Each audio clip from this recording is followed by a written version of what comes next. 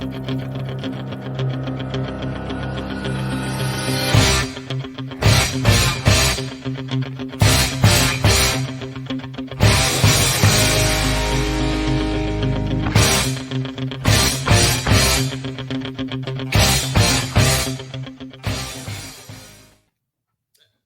we are live.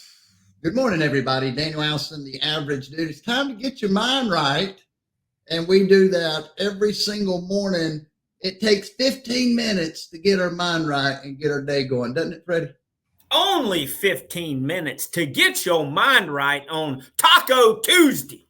Taco Tuesday to get your mind right. This morning, I woke up at about 1:30 a.m. and I said, "Oh man, I feel pretty good. I wish that it was time to go run around downtown Spartanburg right now." But then I had to go back to sleep. It's only 1:30. And then 5 o'clock hit, and I thought to myself, Lord, I did not want to get out of that bed, Freddie. It felt good. It felt good, and it's getting a little colder. It's not that. I like how I kind of bundle up, so I don't like the cold. I'm going outside, but Steamer, we know Steamer, Stan Parker, if you're out there, he had sent me a message. He said, "You're gonna be there in the morning, aren't you?" That one last little, "Hey, you gonna be there in the morning?" I said, "Yeah, I'll probably be there." And Accountability. Ah! And then I tried to leave this morning. I was like, I don't want to do another run after a pre-workout. And of course, peer pressure, you know what I ended up doing. But taking another run.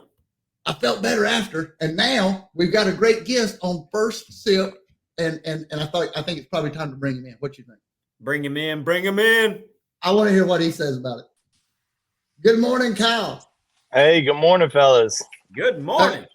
Hey, now have you ever had a morning like that where you just did not feel like getting going, but you push through and you end up feeling a little better? Yeah, you always feel better getting up and getting after it. I tell you that. Yeah. Always. Yeah. Well, hey, speaking of getting after it, Freddie, can you help us to do that? Because I'm super thirsty. I think it's time. First Sip. Let's go! There it is. That's the call of the wild. And we do this every single day to get our mind right. Kyle, do you think it's important to get your mind right every single day? I do. I find it very important to wake up, have your mindset on a goal, be focused, be determined to accomplish something. Even if the task falls into the next day, be ready. You got to have a game plan. Game plans are important. Well, I like doing this from time to time. I like putting people in the time machine. My son's favorite movie is Back to the Future.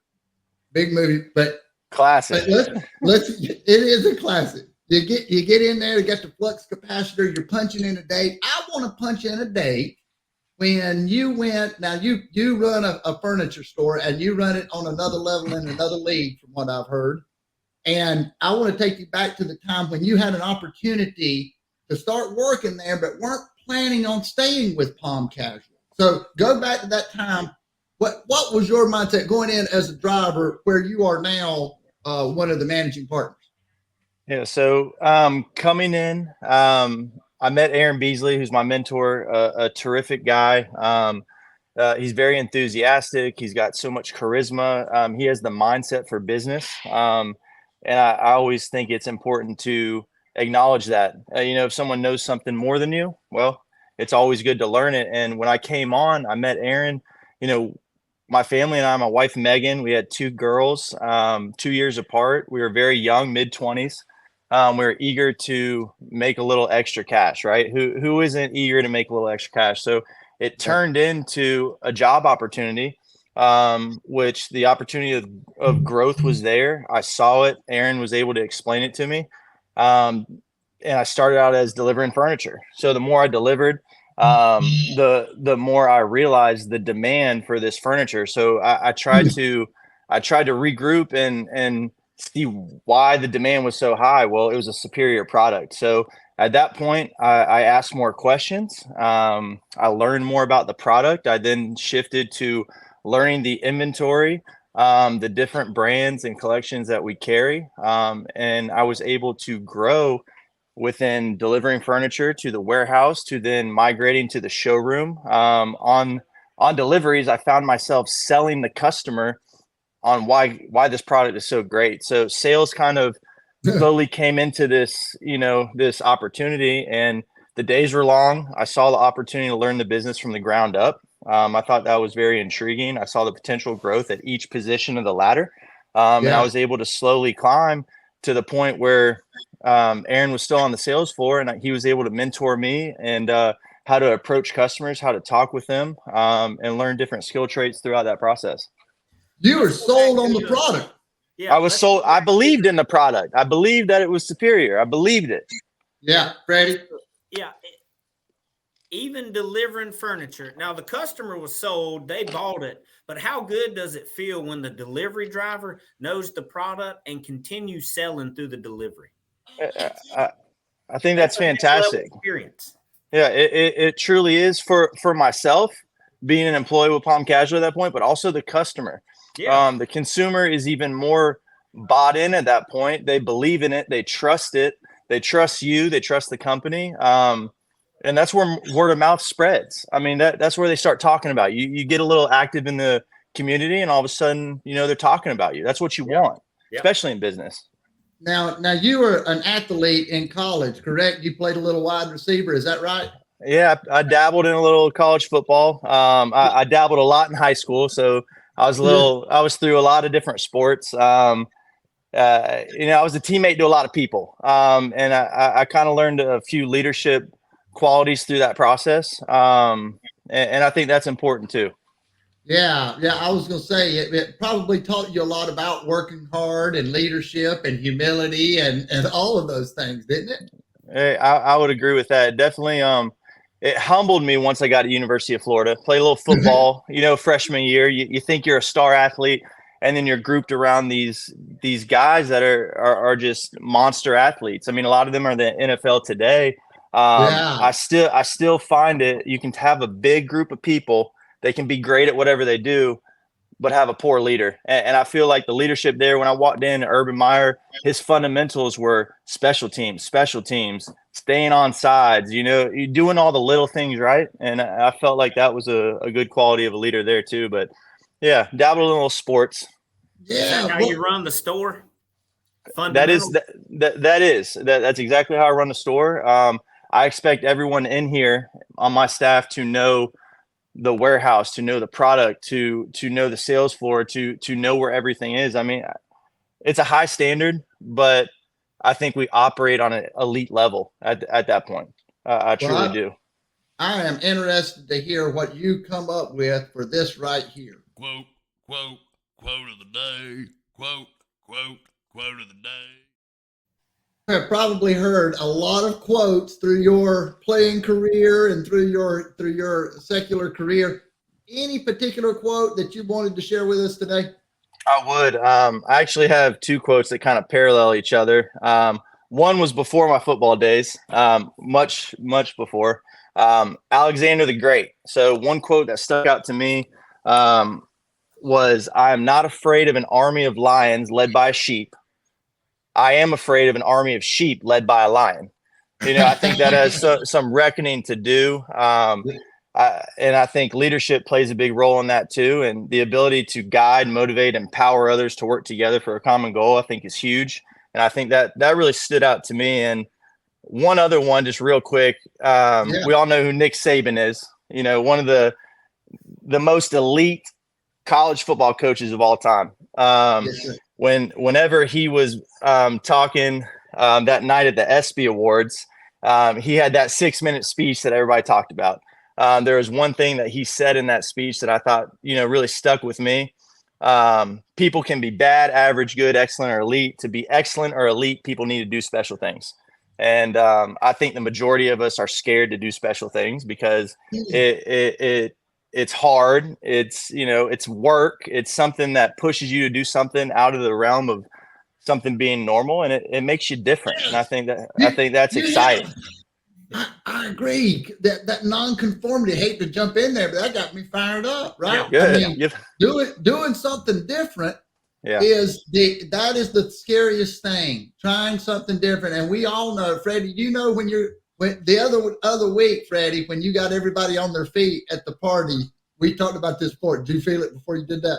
Oh yeah. Yeah.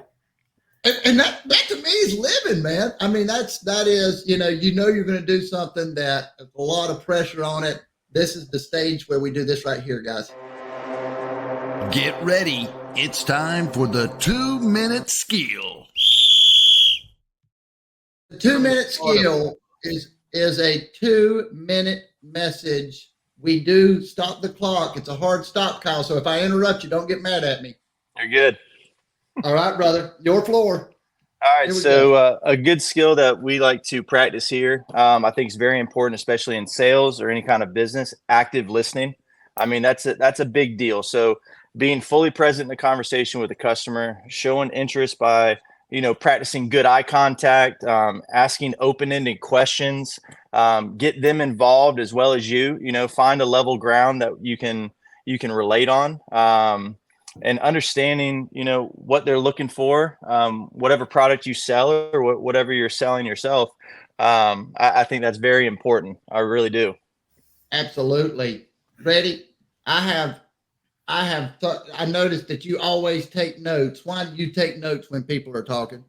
Well, because I try to be an active listener, and when something strikes me, I want to write it down. So listen to just what we've run across so far today. Yeah. Be determined to accomplish something. You're not scared of an army of lions led by sheep. As a leader, you want to guide, motivate, and empower. And when you're with your customer, be fully present. I mean, that's a short message in how to be every day.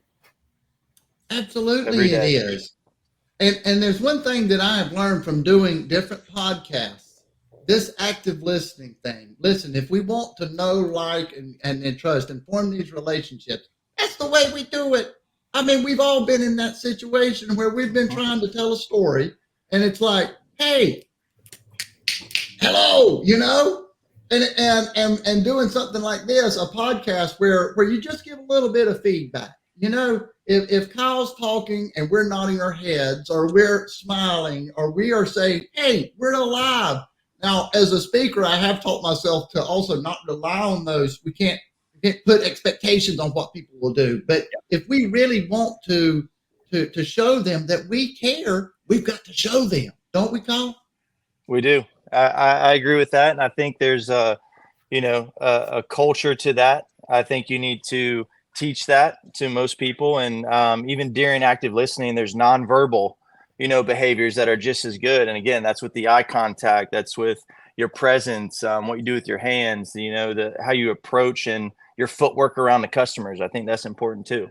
Now, tell us about that. Around the customers. Yeah. Tell us about that first day on the floor, on the sales floor, compared to now.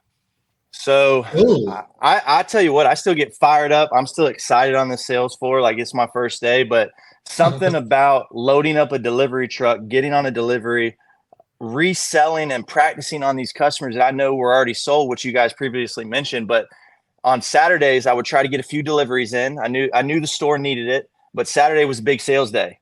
So if I got a few deliveries done early and I made it back to the store 11:30, 12 before that lunch wave came in, I mean, the exhilarated feeling that I got, changing into a polo, looking sharp, getting presentable, being in front of that customer and talking about something I believed in and I knew would do them good if they bought this stuff, this furniture, this great outdoor furniture. I mean, it's hard to explain it in words, but I'm telling you, you can tell when I'm on the floor with customers, it's exciting. It's thrilling.